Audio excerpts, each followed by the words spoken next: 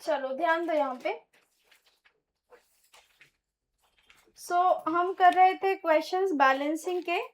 आपको rules to balance सिखाया था। अगर हम रिकॉल करें तो हमें एक सीक्वेंस फॉलो करना था, AOHC, atom, oxygen, hydrogen, charge. Atom में कौन से एटम पहले बैलेंस करने बताओ, अदर देन ऑक्सीजन, हाइड्रोजन। उसको बैलेंस हो जाने के बाद ऑक्सीजन की बैलेंसिंग किससे की जाती है, मीडियम के बेसिस पे। अगर मीडियम एसिडिक है तो जहां ऑक्सीजन की कमी है वहां पानी, ऑपोजिट में ट्वाइस दी H+। लेकिन बेसिक मीडियम में बैलेंसिंग वाटर और OH- से होती है। जहां ऑक्सीजन ज्यादा है वहां क्या डालोगे, H2O डालोगे, ऑपोजिट में ट्वाइस OH- डालोगे। बाकी किसी की बैलेंसिंग मीडियम के बेसिस पे नहीं होती है। H+ जहां कम है वहां आप उतना रिक्वायर्ड अमाउंट ऑफ H+ डाल दोगे। जहां ज्यादा पॉजिटिव है वहां रिक्वायर्ड अमाउंट ऑफ इलेक्ट्रॉन्स डाल दोगे। सिर्फ ऑक्सीजन की बैलेंसिंग मीडियम पे होती है। मीडियम कुछ नहीं बोला है तो बाय डिफॉल्ट मीडियम एसिडिक होगा। हमारा क्वेश्चन था,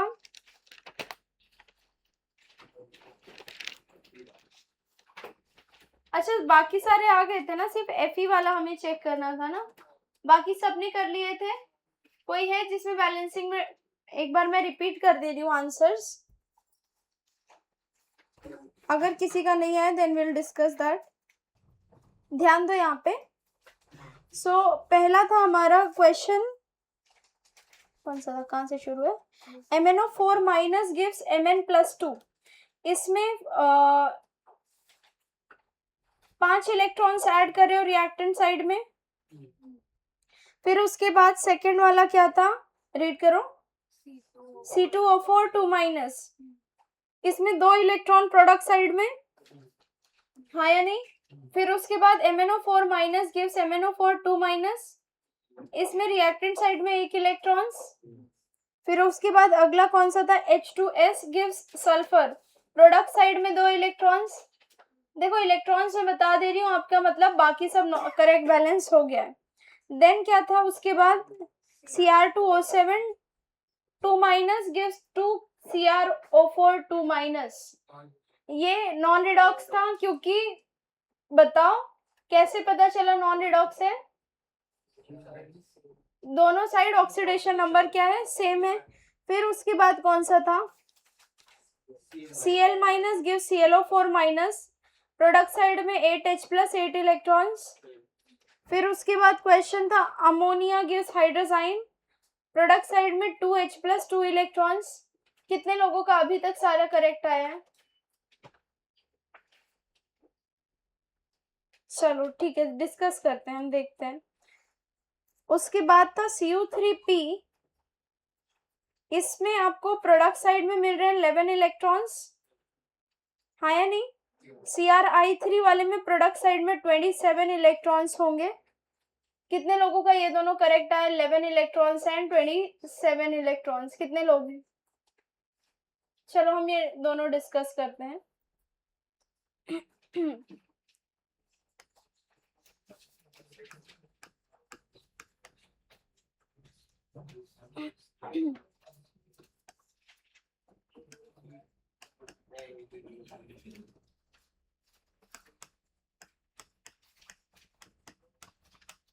ये रिएक्शन थी राइट।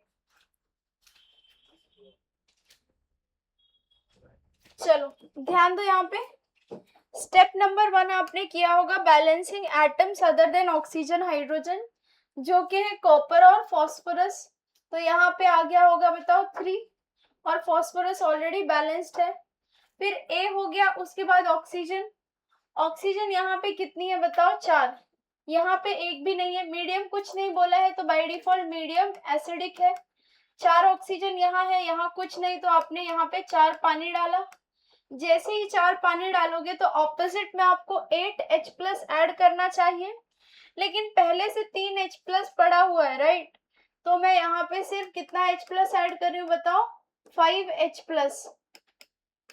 देखो तुम 8H+ ऐड कर सकते हो, लेकिन फिर वही बात होगा कि तुम्हें यहाँ 3 करना होगा, फिर वो कैंसिल होगा। इससे अच्छा डायरेक्ट सब्स्टिट्यूट माइनस कर दो। तो 8 H प्लस ऐड करना चाहिए था प्रोडक्ट साइड में, 3 ऑलरेडी था तो हमने सब्ट्रैक्ट करके 5 H प्लस ऐड किया। तो अब AOH तीनों हो गया। चार्ज की बैलेंसिंग हम चेक कर लेते हैं। प्रोडक्ट साइड में ओवरऑल चार्ज कितना है 0, रिएक्टेंट साइड में ओवरऑल चार्ज कितना है बताओ 6 + 5 कितना +11। मोर पॉजिटिव जिस तरफ में होता है उस तरफ में इलेक्ट्रॉन्स जाते हैं, तो यहाँ पे आपने 11 इलेक्ट्रॉन्स ऐड कर दिए। एक लास्ट था FeCN6, FeCN6 4- इसकी क्या दिया हुआ था, क्या था CO3-2। देखते जाओ, रिएक्शन यही लिखाई थी ना, NO3- और Fe का क्या लिखाया था Fe+3। बैलेंसिंग अगर हम देखें तो पहला स्टेप क्या है, atom other than oxygen hydrogen which is Fe carbon nitrogen. So carbon 6 चाहिए, नाइट्रोजन 6 चाहिए, ये बैलेंस कर दिया। Fe ऑलरेडी बैलेंस्ड है, ए हो गया। फिर ऑक्सीजन चेक करो, ऑक्सीजन कितनी है यहाँ पे बताओ 18 36 ऑक्सीजन यहाँ पे है। तो आपने इस तरफ में कितना वाटर डाला 36 वाटर डाला। जब आपने इस तरफ 36 वाटर डाला तो आप डबल H प्लस इधर डालोगे विच इज 72 H प्लस यहाँ पे ऐड करोगे। अब फिर चार्ज चेक कर लो, यहाँ पे चार्ज है टोटल कितना -4 का, और यहाँ पे चार्ज का -12 -6 कितना हो गया बताओ -18 प्लस 75, +3 भी है ना, -18 प्लस 75 कितना आ रहा है टोटल +57 +57। अब डिफरेंस कितने का है बताओ, इलेक्ट्रॉन्स ऐड करने होते हैं on the side having more positive, और मोर पॉजिटिव किस तरफ में बताओ इस तरफ में। तो इलेक्ट्रॉन्स इधर ऐड होंगे, कितने इलेक्ट्रॉन्स होंगे जितने का डिफरेंस है 61, कितना आ रहा है 61 इलेक्ट्रॉन्स आ रहे हैं। किसी ने किया था ये करेक्ट आया था सेम, गुड।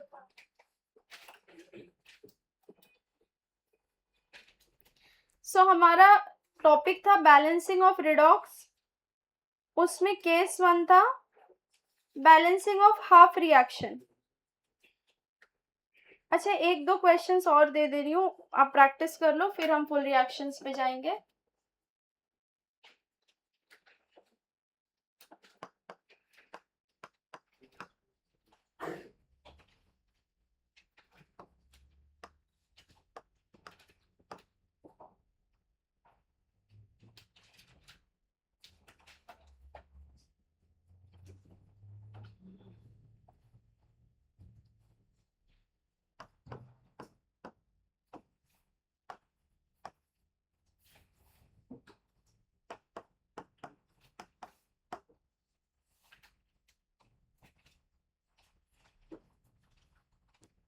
दो रिएक्शंस लिखिए यहाँ नीचे, बैलेंस करो इन्हें। 12 इलेक्ट्रॉन्स कितने लोगों के हैं, प्रोडक्ट साइड में 12 इलेक्ट्रॉन्स, वेरी गुड। सेकेंड वाले में 14 इलेक्ट्रॉन्स, चेक करो 14 इलेक्ट्रॉन सिर्फ 3 लोग हैं, बाकी सारे क्या है, चेक करो। फर्स्ट वाला सबका आ गया, सेकंड सॉल्व कर रही हूँ मैं, ध्यान दो यहाँ पे।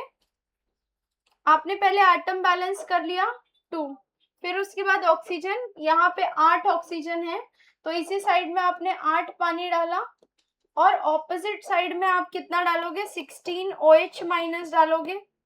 फिर उसके बाद AO हो गया, H की बैलेंसिंग चेक कर लो, यहाँ पे आपके पास कितना है 16 H प्लस है, 16 हाइड्रोजन है, वहां पे भी 16 है, तो अच्छा H भी हो ही गया है।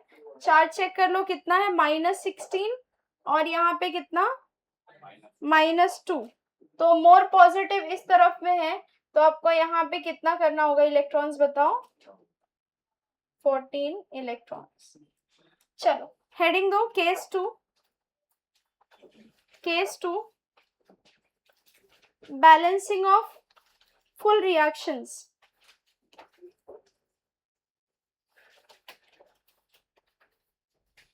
Case 2 balancing of full reaction.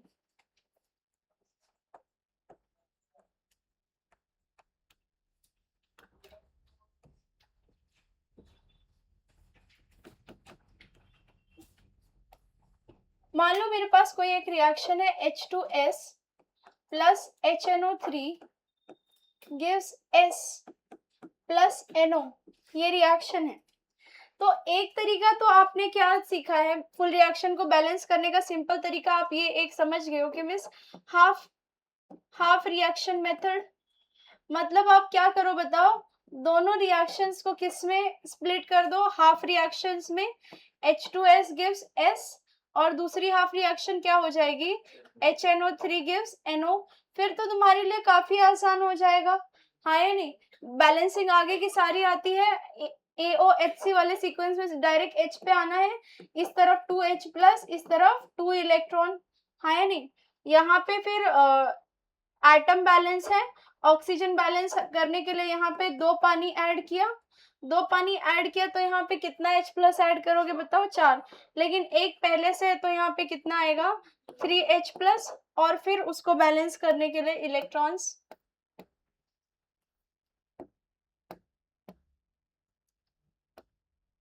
More positive reactant side में है तो अपने रिएक्टेंट साइड में 3 इलेक्ट्रॉन्स ऐड कर दिए। अब फिर दोनों रिएक्शंस को सिंपली ऐड कर सकते हैं, लेकिन फिर तुम्हें पता है कि मिस बैलेंसिंग में आप भी रिडॉक्स की जब बैलेंसिंग करते हो तो चार्ज भी बैलेंस होना चाहिए, राइट। तो इधर अगर 2 इलेक्ट्रॉन्स लूज हो रहे हैं तो इलेक्ट्रॉन्स गेन भी कितने होने चाहिए थे, 2 सेम इलेक्ट्रॉन्स लूज और गेन होने चाहिए। तो सेम करने के लिए पहली रिएक्शन को आपने इंटू 3 किया, दूसरी रिएक्शन को आपने क्या किया, इंटू 2 किया। अब बस आपकी रिएक्शन बैलेंस हो गई। लिख दो ओवरऑल रिएक्शन क्या आ रही है। पहले तो इलेक्ट्रॉन्स 6 इलेक्ट्रॉन्स कैंसिल हुए, 6H प्लस भी कैंसिल हो गए। तो हमारे पास रिएक्शन है 3H2S plus 2HNO3 gives 3 sulphur plus 2NO plus 4 water.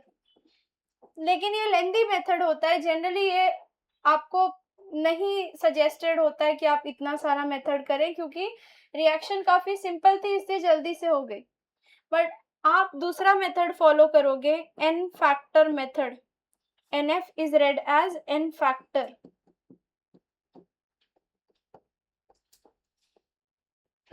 n factor method समझने से पहले हमें सीखना होगा n फैक्टर होता क्या, व्हाट इज n फैक्टर।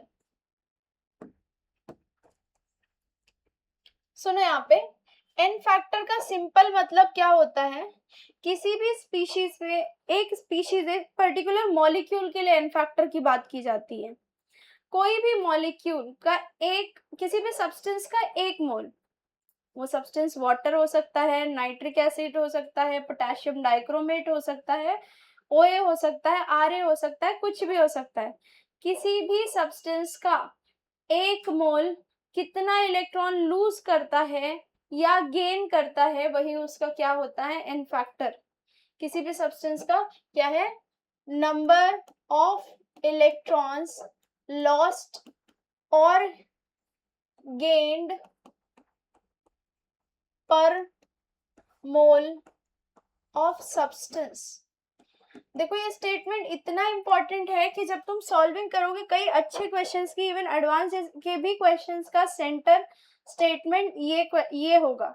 जिस बच्चे को ये क्लिक होगा कि अच्छा किसी भी सब्सटेंस का एक मोल जो इलेक्ट्रॉन लूज या गेन करता है वो उसका n फैक्टर होता है। इवन अवस्थी के भी कई क्वेश्चंस का सेंटर आपका सिर्फ यही स्टेटमेंट होने वाला है, एक मोल।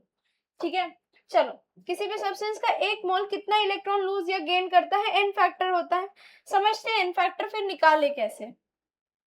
अब तुम समझ गए उस स्टेटमेंट को तो तुम कैलकुलेट कर सकते हो। K2Cr2O7 कन्वर्ट हो रहा है Cr+3 में, या मैं कह रही हूं कि H2S कन्वर्ट हो रहा है SO2 में, H2S कन्वर्ट हो रहा है SO2 में। या चलो पहले ये 2 पे देखते हैं। K2Cr2O7 में क्रोमियम का ऑक्सीडेशन नंबर +6, +6 से क्रोमियम कहाँ जा रहा है बताओ, +3। चेंज कितने का आ रहा है बताओ, 3, मतलब वो एक क्रोमियम कितना इलेक्ट्रॉन गेन कर रहा है बताओ? 3, क्योंकि +6 से वो +3 गया ना, मतलब एक क्रोमियम ने 3 इलेक्ट्रॉन गेन कर लिए। ऐसे कितने क्रोमियम है K2Cr2O7 में? 2। तो 2 क्रोमियम ने कितने इलेक्ट्रॉन गेन किए होंगे बताओ? 6। इधर तक ठीक है कि मिस क्रोमियम, 2 क्रोमियम ने मिलकर 6 इलेक्ट्रॉन गेन किए। फिर मैं पूछती हूँ कि बाकी ऑक्सीजन और पोटेशियम का क्या वो लूज और गेन कर सकते हैं क्या? नहीं, क्योंकि जिनका रूल में लिखा दिया है ऑक्सीडेशन नंबर, वो कभी अपना ऑक्सीडेशन नंबर बदल ही नहीं सकते।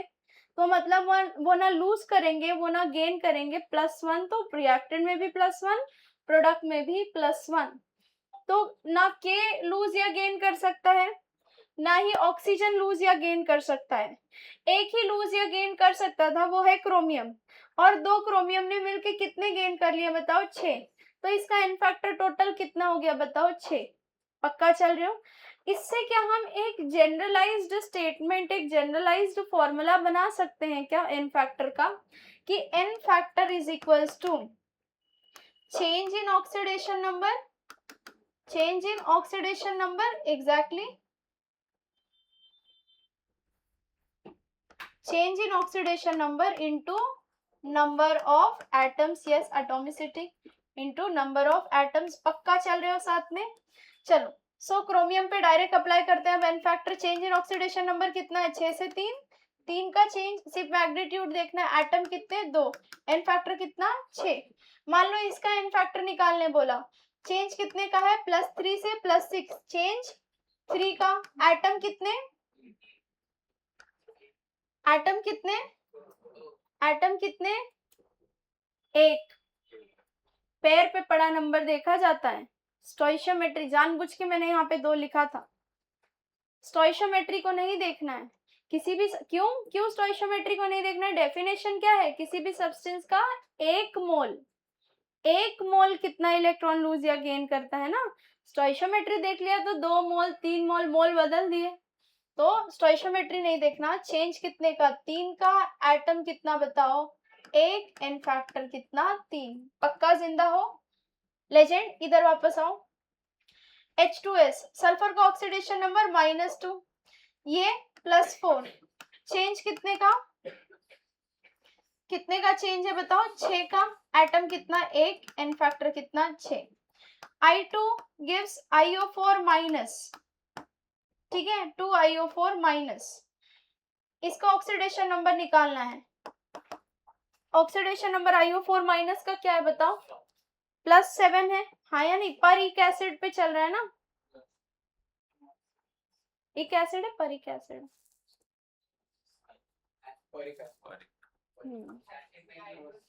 परिक है ना, क्योंकि हैलोजन के मैक्सिमम क्या होते हैं? परिक। +7 में है, हैलोजन का +7 क्या होता है? मैक्सिमम, और उनका मैक्सिमम परिक होता है। तो यहाँ है ये +7 में, यहाँ है ये 0 में। चेंज कितने का? 7 का। एटम कितना? 1। एन फैक्टर कितना? 7। पक्का चल रहे हो? चल रहे हो पक्का? एन फैक्टर निकाल लोगे, change in oxidation number into number of atom. आगे हम स्टेप्स देखते हैं, एन फैक्टर मेथड में स्टेप्स क्या होते हैं। चल लिखो। और कौन है जिसका लेवल 1 लेवल 4 फिनिश नहीं हुआ है? Anyone else? सबने कर लिया है? लिखो। हमारी हेडिंग है एन फैक्टर मेथड में हमने एन फैक्टर्स पढ़ रहे थे। लिखो steps for balancing, steps for balancing using n factor method, steps for balancing using n factor method। इसमें पहला लिखो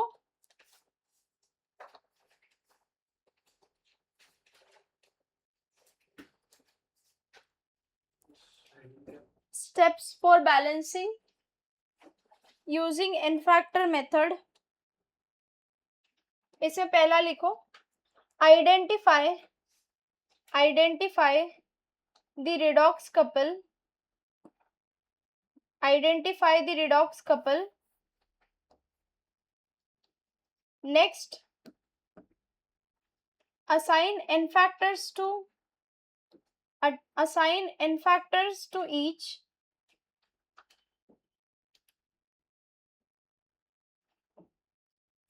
Assign n factors to each.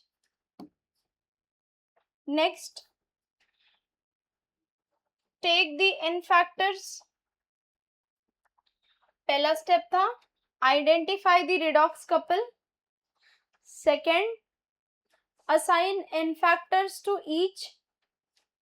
Third, take the n factors in simplest ratio. Take the n factors in simplest ratio. Next, cross multiply. Take the n factors in simplest ratio. Next, cross multiply the n factors. Cross multiply the n factors.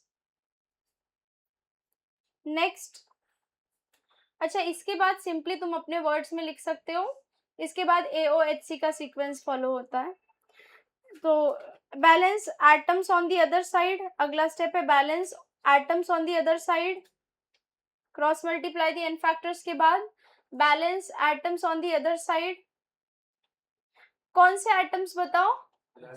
Other than oxygen hydrogen. Next,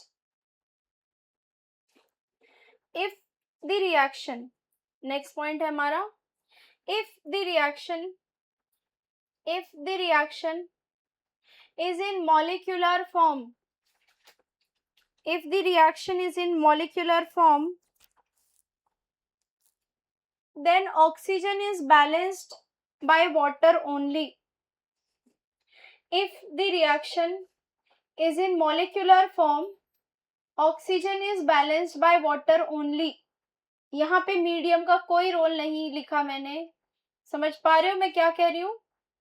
simply आपको water से balance कर देना है oxygen को अगर reaction molecular form में है.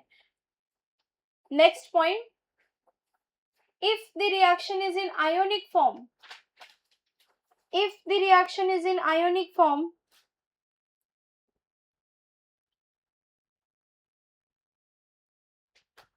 then balance the oxygen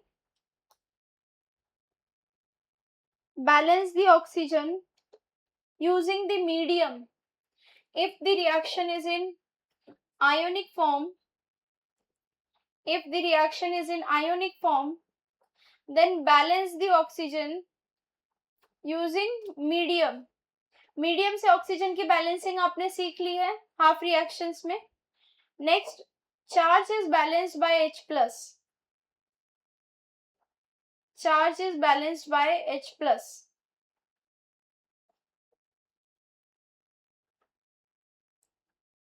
legends, करे बैलेंस. पिछली रिएक्शन पे आते हैं जो हमने उस मेथड से किया था, हाफ रिएक्शन मेथड से. वो हम करते हैं H2S plus HNO3 gives S plus NO. ये हमारी रिएक्शन थी S plus NO. अगर स्टेप्स देखें तो पहला था identify the redox couple. Identifying the redox couple मतलब कौन ऑक्सीडाइज हो रहा है, कौन reduce, which is oxidation numbers assign करना. यहाँ पे +5 और ये कितना +2. सो -2 से 0 बताओ क्या ऑक्सीडेशन, +5 से -2 रिडक्शन. एन फैक्टर्स असाइन करो. -2 से 0 चेंज कितने का 2, एटम कितना 1, एन फैक्टर 2. +5 से -2 +2 चेंज कितने का 3 का, एटम कितना 1, एन फैक्टर कितना 3. तो आपने एन फैक्टर्स निकाल लिए 2 और 3. ऑलरेडी ये सिंपलेस्ट रेशियो में है. अगर 4 और 6 आते तो उसको सिंप्लीफाई करके 2 और 3 कर देते. यहाँ कुछ जरूरत नहीं है, ऑलरेडी सिंपलेस्ट रेशियो में. तो पहला identifying the redox couple which is basically assigning the oxidation number. फिर उसके बाद एन फैक्टर निकाला, क्रॉस मल्टीप्लाई करो, ये 3 ये 2. चल रहे हो साथ में. इसका एन फैक्टर यहाँ, इसका एन फैक्टर यहाँ. ये होने के बाद दूसरी साइड में आप एटम्स को बैलेंस करो. सल्फर कितना है यहाँ पे 3, यहाँ पे सल्फर 3. नाइट्रोजन कितना चाहिए 2, नाइट्रोजन कर दिया 2. एटम हो गया, उसके बाद AOHC का सीक्वेंस याद रखना है, ऑक्सीजन, यहाँ पे ऑक्सीजन कितनी है बताओ 6, यहाँ पे कितनी ऑक्सीजन है बताओ 2, यहाँ पे आपने सिंपली क्या रिएक्शन आयोनिक फॉर्म में है, सब कुछ मॉलिक्यूल्स दिख रहे हैं ना, H2S एक मॉलिक्यूल है, HNO3 एक मॉलिक्यूल है, कटायन एनायन तो कुछ नहीं था, तो रिएक्शन मॉलिक्यूलर फॉर्म में है, तो ऑक्सीजन को कैसे बैलेंस करेंगे, वाटर, सिंपली वाटर डाला सब कुछ बैलेंस हो जाता है। तो आपने 2 ऑक्सीजन यहाँ, 6 ऑक्सीजन यहाँ, मतलब 4 पानी डालने की जरूरत है। जैसे ही आप 4 पानी डालोगे हाइड्रोजन वगैरह सब बैलेंस हो जाएगा। 8 H+ चाहिए, 6 2 8 H+ इस तरफ में भी है, इस तरफ में भी है। चार्ज बैलेंस करने की कोई नीड नहीं है क्योंकि रिएक्शन किस फॉर्म में है, मॉलिक्यूलर फॉर्म में। चल रहे हो? तो अभी तुम्हें लग रहा होगा बहुत कुछ करना है, बट तुम जब इसे प्रैक्टिस कर लोगे तो एक लाइन में बस डायरेक्ट बैलेंसिंग लिखोगे, क्योंकि एन फैक्टर्स वगैरह दिमाग में निकल जाएंगे। चलो लिखो इसे, मैं कुछ रिएक्शंस लिखती जा रही हूँ, अगली सारी आपको खुद से करनी है।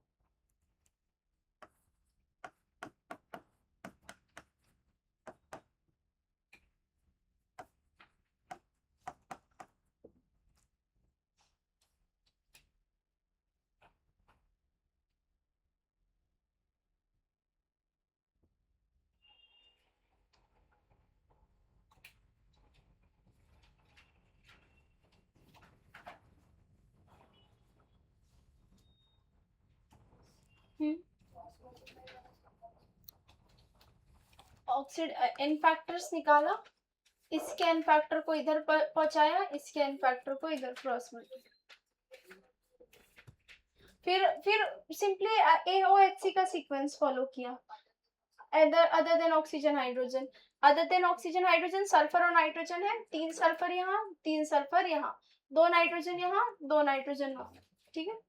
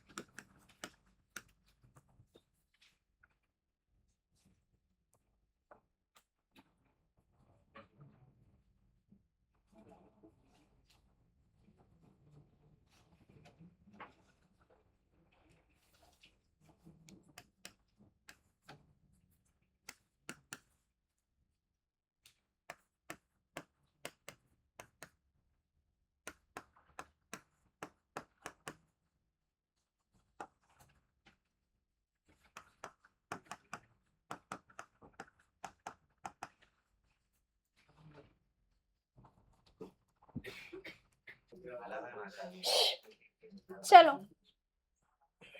कोई दो मैं सॉल्व कर रही हूँ, बाकी का फाइनल आंसर डायरेक्ट बताऊंगी।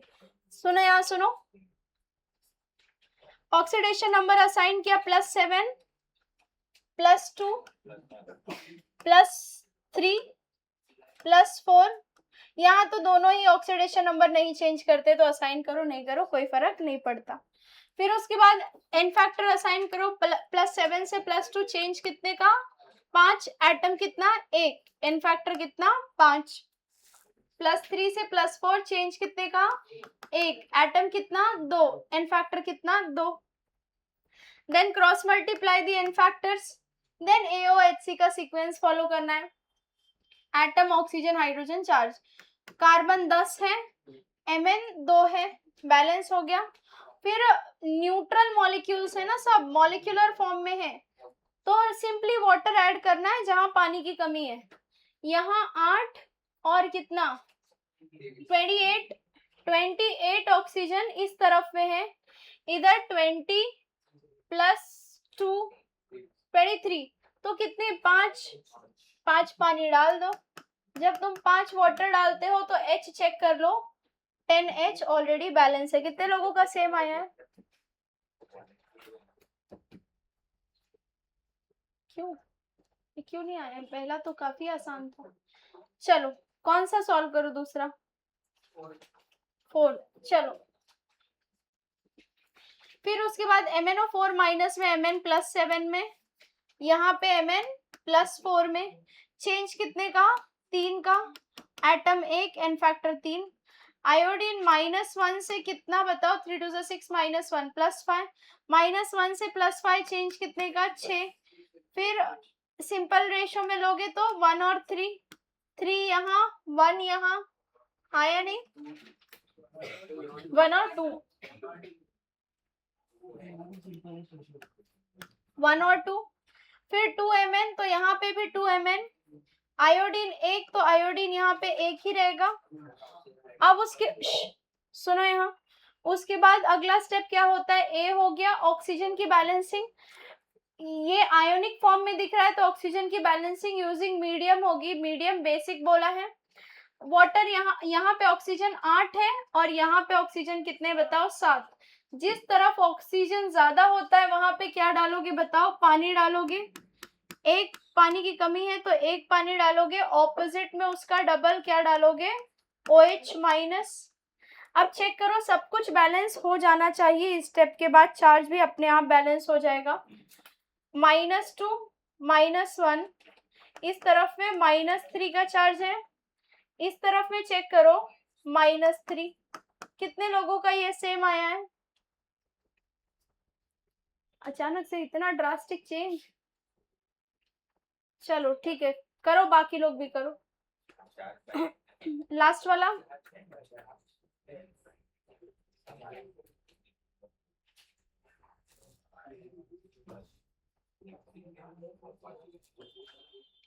सेकेंड और थर्ड में बता रही हूँ, आप मैच करोगे if you got the same और नॉट।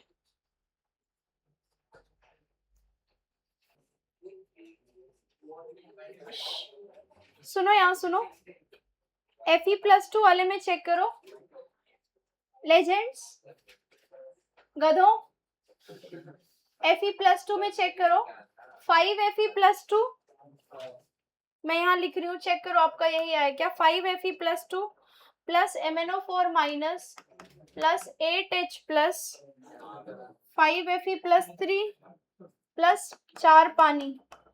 कितने लोगों का ये सेम आया है? वेरी गुड, ठीक है। NO2 माइनस वाला लिख रही हूँ, मैच करना।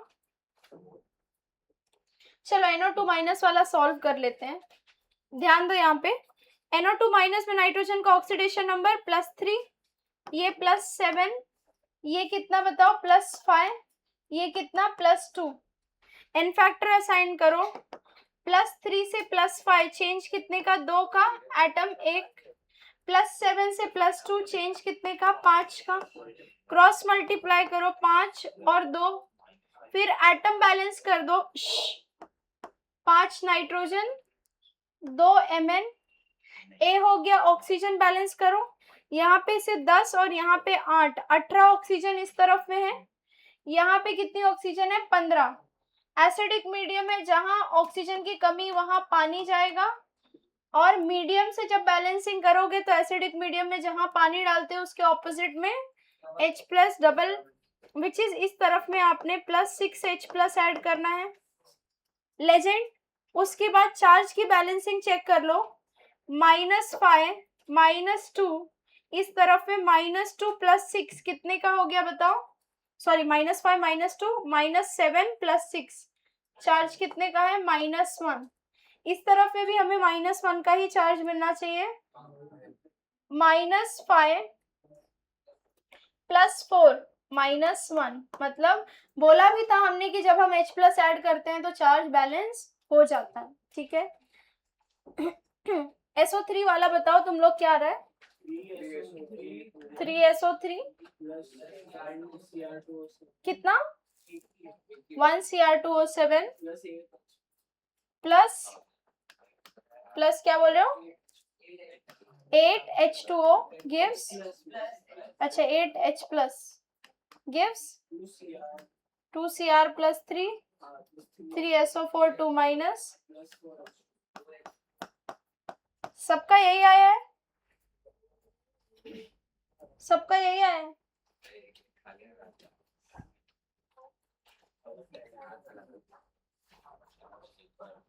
हाँ ये वाला नहीं है, चलो I'll balance it।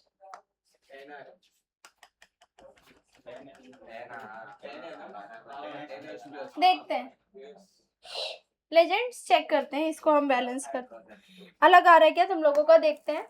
SO4 -2 में SO3 -2 में 3 2 6 -2 +4, ये +6, ये +3, ये +6, एन फैक्टर से साइन करो, 4 से 6 चेंज 2 का एटम 1, +6 से +3 चेंज 3 का एटम 2, एन फैक्टर 6, हाँ या नहीं, एन फैक्टर 6 हुआ, सिंपल रेशियो में लिया 1:4 हो जाएगा, ये 4, अच्छा 1:3 1:3, तो यहाँ पे आपने करना है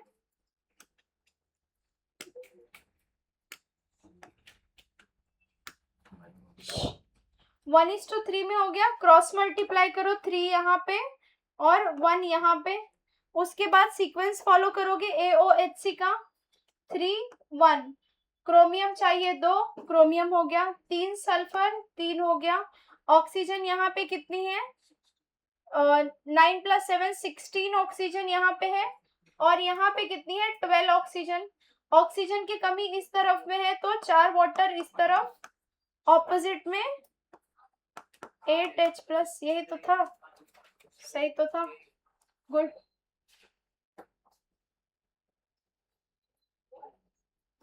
हाँ क्रोमियम के 2 एटम्स है तो +6 से +3 चेंज 3 का, और 2 एटम्स के लिए डबल कर दिया ×2, एन फैक्टर मेथड से कर लोगे बैलेंसिंग।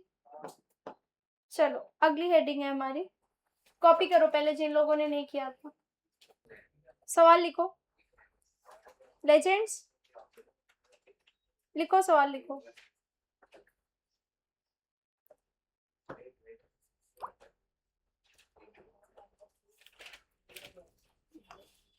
K2Cr2O7 plus HCl,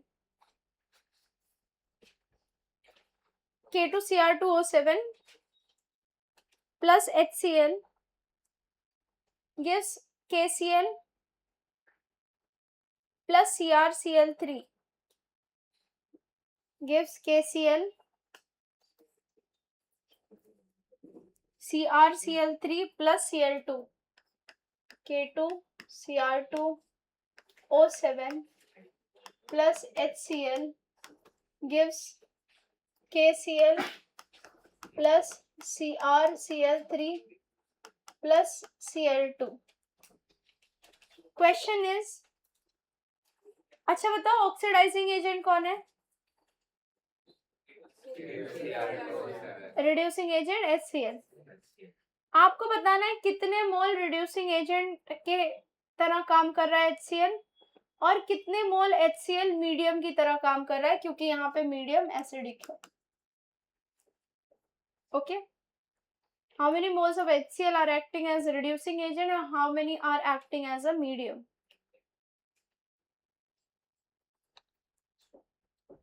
ये हो जाए तो नीचे की दो रिएक्शंस बैलेंस करनी है.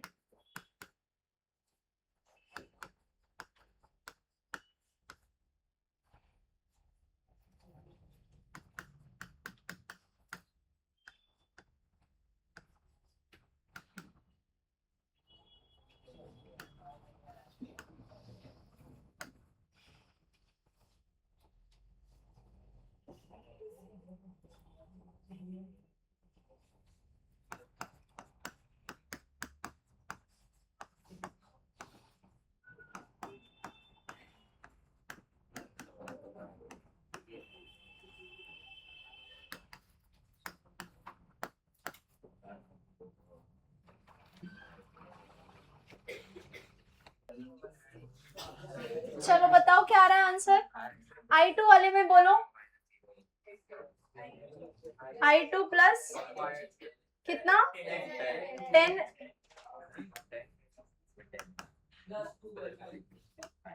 I2 plus 10 HNO3 gives 2 HiO3 plus 10 NO plus कौन सी तरफ, इस तरफ में 4 पानी. और ये क्योंकि मॉलिक्यूलर फॉर्म में है तो और कुछ करने की जरूरत नहीं है. यहाँ बताओ P4 प्लस 20 HNO3 हाँ या नहीं, गिव्स 4. फिर यहाँ पे 20 पानी डालो किधर, कितना पानी 4. बैलेंस हो गए. कितने लोगों का सेम आया. ये कैसे नहीं कर रहे हो, गोल हो क्या, बिल्कुल गधे हो. हाँ कौन बोल रहा है मिस, उसमें फैक्टर, इसमें 0 फैक्टर आ रहा है. चलो क्लोरीन हम सॉल्व करते हैं. सुनो यहाँ सुनो, आपने कुछ ऐसे किया होगा +6 रिडॉक्स कपल आइडेंटिफाई किया, -1 0. बेल बिल्कुल मुंह बंद करके बैठ जाओ, चुप बिल्कुल. सो ये ऑक्सीडेशन नंबर्स हैं. एन फैक्टर असाइन किया 6, -1 से 0 चेंज 1 का, atom 1, n factor 1. Cross multiply किया 6. सुनो लेजेंड्स, यहाँ ध्यान से सुनो. यहाँ तुम्हारा मेन काम है 6 क्लोरीन ऐसे चाहिए जिनका एन फैक्टर 1 हो. मतलब 6 क्लोरीन ऐसे चाहिए जो अपना ऑक्सीडेशन नंबर 1 के फैक्टर से चेंज कर रहे हो. अब तुम प्रोडक्ट साइड में देखो कौन सा क्लोरीन अपना ऑक्सीडेशन नंबर 1 के फैक्टर से चेंज कर रहा है. CN ये तो बिल्कुल -1 में ही पड़ा है. मतलब ये तो 6 क्लोरीन में से इसको नहीं गिन सकते. तो ये 6 क्लोरीन कौन से होंगे, इन्हीं ने तो -1 से 0 पहुंचे, मतलब इन्हीं लोगों ने चेंज. मतलब यहाँ 3 कर देना है. पक्का चल रहे हो. अब हमारे पास ये 6 HCl क्या हो गए, बैलेंस हो गए. पक्का चल रहे हो साथ में. K2Cr2O7 को बैलेंस करो तो तुम्हारे पास है यहाँ पे 2CrCl3 और K को बैलेंस करो 2KCl. गोल एक बात बताओ, क्या यहाँ पे भी क्लोरीन -1 में है, हाँ या नहीं. तो ये वाले क्लोरीन ने ऑक्सीडेशन नंबर चेंज नहीं किया, मतलब ये क्या है बताओ, मीडियम से आया हुआ है. और ये क्लोरीन ने भी ऑक्सीडेशन नंबर चेंज नहीं किया, मतलब ये भी कहाँ से आया हुआ है बताओ, मीडियम से. मतलब टोटल 8 क्लोराइड कहाँ से आए हुए हैं बताओ, मीडियम से आए हैं. तो मतलब टोटल 8 HCl मुझे कहाँ से कैसे चाहिए बताओ, एज मीडियम चाहिए. हाँ नहीं, फिर से सुनो, नहीं समझा, मैं फिर से रिपीट कर रही हूँ. सुनो यहाँ वापस आओ. ऑक्सीडेशन नंबर असाइन किए, फिर उसके बाद एन फैक्टर्स असाइन कर दिए. फिर मैंने चेक किया कि मेरे पास प्रोडक्ट साइड में 2 टाइप के क्लोरीन हैं.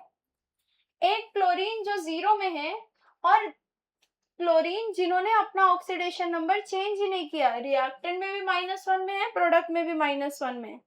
तो मैं श्योर हूं कि जिन्होंने ऑक्सीडेशन नंबर चेंज नहीं किया वो मीडियम से आएगा, क्योंकि मीडियम कभी रिएक्शन में पार्टिसिपेट नहीं करता है. तो मैं श्योर हो गई कि ये क्लोरीन और ये क्लोरीन तो रिड्यूसिंग एजेंट से आ ही नहीं रहे होंगे। ये कहाँ से होंगे बताओ? मीडियम से, क्योंकि रिड्यूसिंग एजेंट तो अपना ऑक्सीडेशन नंबर बदलता है ना। पक्का समझ पा रहे हो? और इसका ऑक्सीडेशन नंबर सेम रिएक्टेंट की तरह है, मतलब ये तो रिड्यूसिंग एजेंट वाले क्लोरीन है ही नहीं। फिर मैंने देखा रिड्यूसिंग एजेंट में 6 क्लोरीन है, तो वो 6 क्लोरीन एक्सक्लूसिवली कहाँ के होंगे बताओ? यहाँ के। और उसको मैं चेक भी कर सकती हूँ, क्योंकि 6 क्लोरीन का एन फैक्टर क्या होना चाहिए? 1, मतलब 6 क्लोरीन अपना ऑक्सीडेशन नंबर 1 के फैक्टर से बदलने चाहिए। -1 से 0 ये पहुंचे या नहीं 1 के चेंज, तो इसलिए मैंने यहाँ पे 3 कर दिया कि 6 क्लोरीन जो रिड्यूसिंग एजेंट के हैं वो यही वाले 6 क्लोरीन हैं। क्यों? क्योंकि यहाँ पे ऑक्सीडेशन नंबर में चेंज हुआ है, बाकी किसी क्लोरीन में ऑक्सीडेशन नंबर में चेंज हुआ ही नहीं है, तो वो रिड्यूसिंग एजेंट से नहीं आएंगे। पक्का चल रहे हो? फिर उसके बाद मैंने नॉर्मल बैलेंसिंग कर दी, विच इज एटम के को बैलेंस कर दिया, atom other than oxygen hydrogen balance कर दिया, के, क्रोमियम, क्लोरीन। ठीक है। फिर उसके बाद नोटिस करना, मैंने जिन क्लोरीन ने ऑक्सीडेशन नंबर नहीं बदला है उनको देखा ही नहीं, क्योंकि वो मीडियम का पार्ट है, मीडियम को लास्ट में देखा जाता है।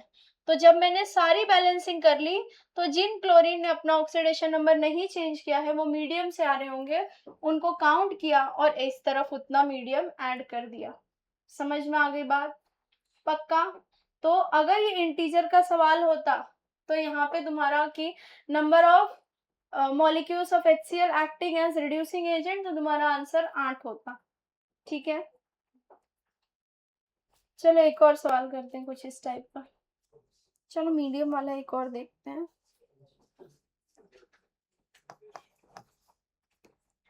एक लास्ट क्वेश्चन करते हैं हम।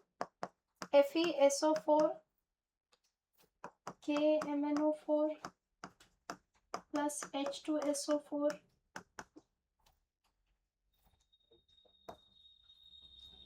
Plus MnSO4